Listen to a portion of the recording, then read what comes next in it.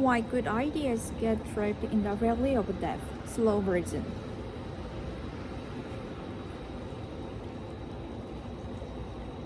They've passed every test, cleared every hurdle, jumped through every hoop.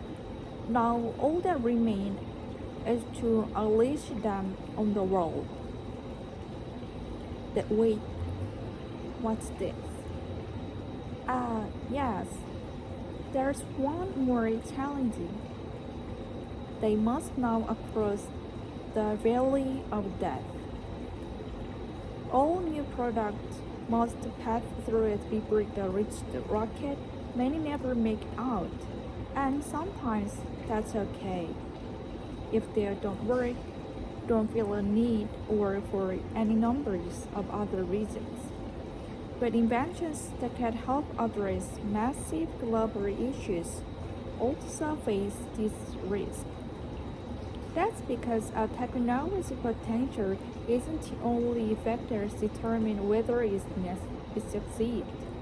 The value of death is especially risky for innovations involving complex physical objects as opposed to software, and for those in highly regulated industry like medicine, building materials, and transportation.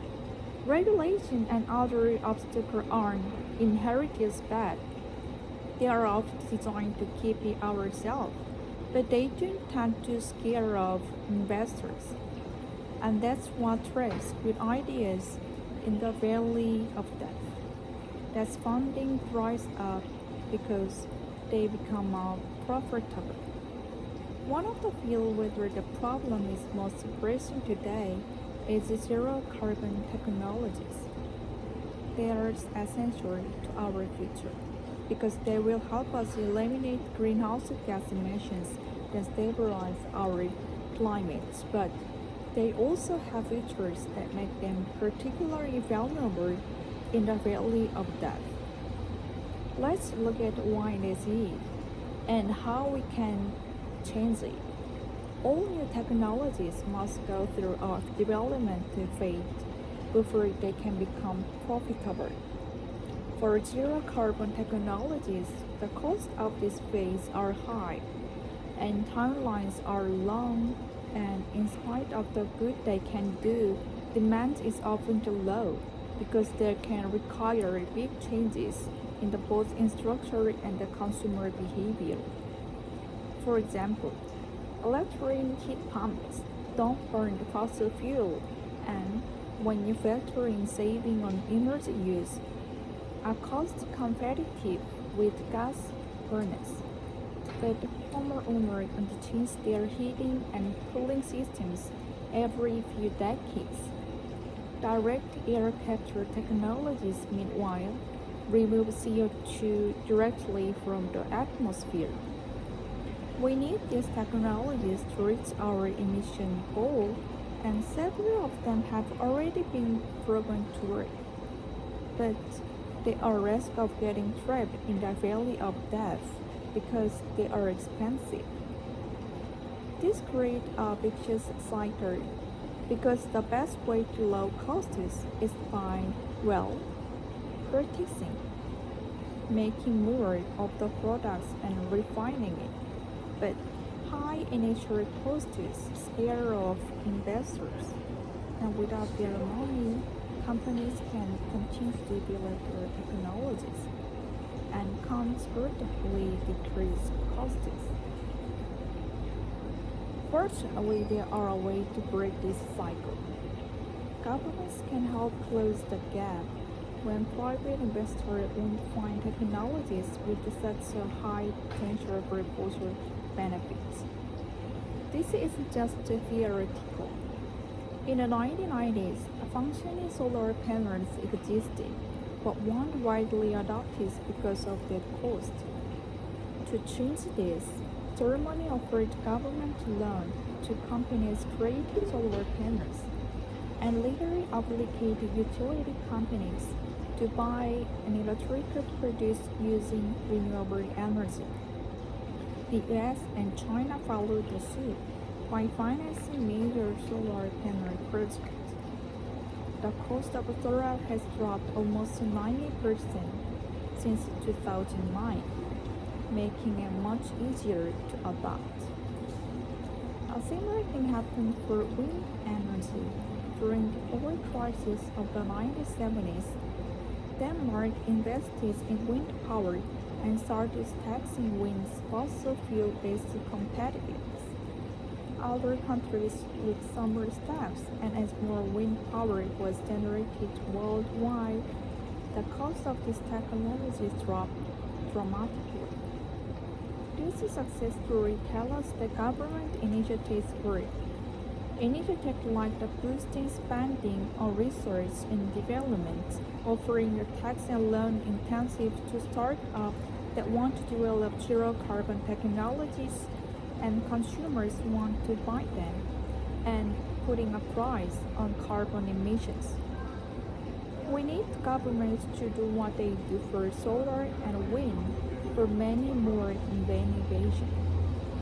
At the end of the day, ideas and inventions alone can't solve our most daunting problems. Policies and markets have to be shaped so the most promising technologies can succeed.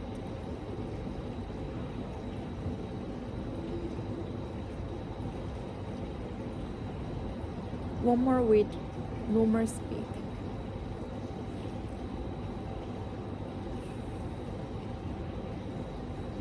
They've passed every test, cleared every 100, jumped through every hoop.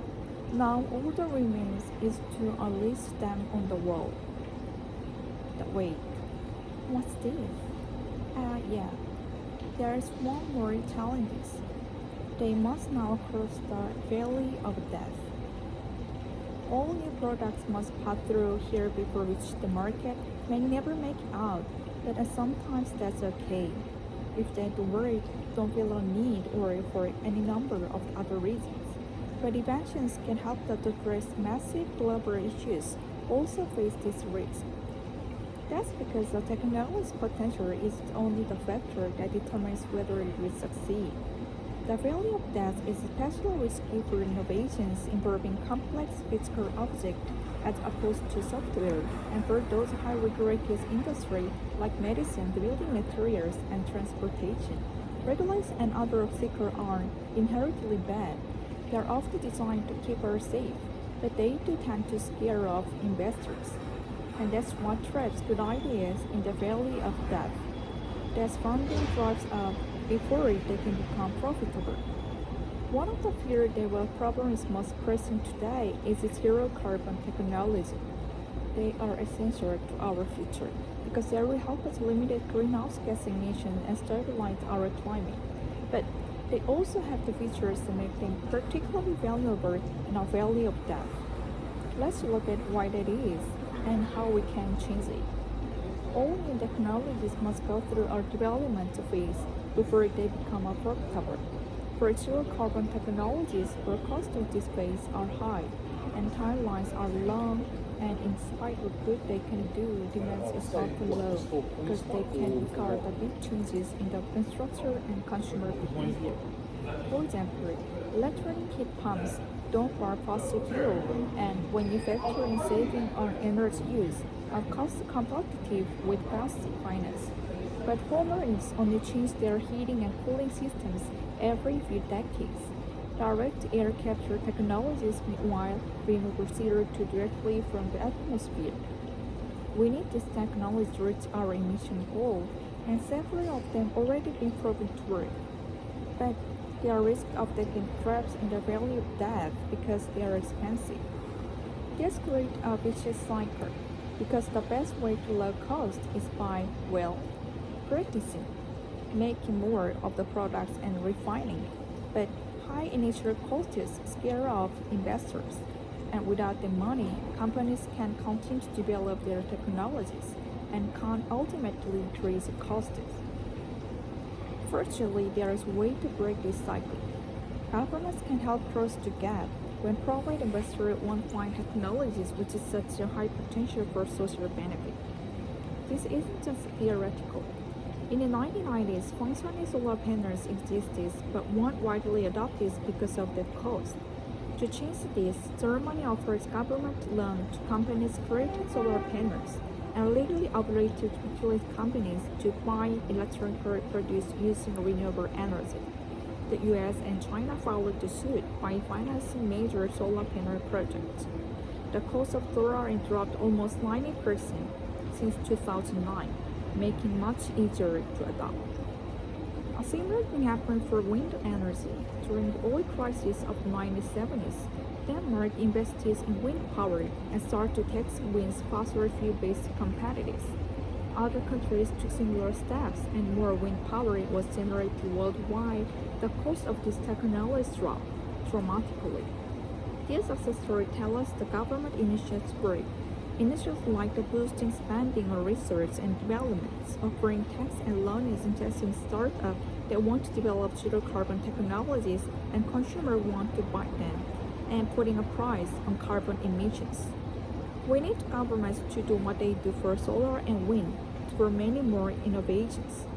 At the end of the day, ideas and inventions alone can't solve our most daunting problems. Policies and markets have to be shaped so the most promising technologies can succeed.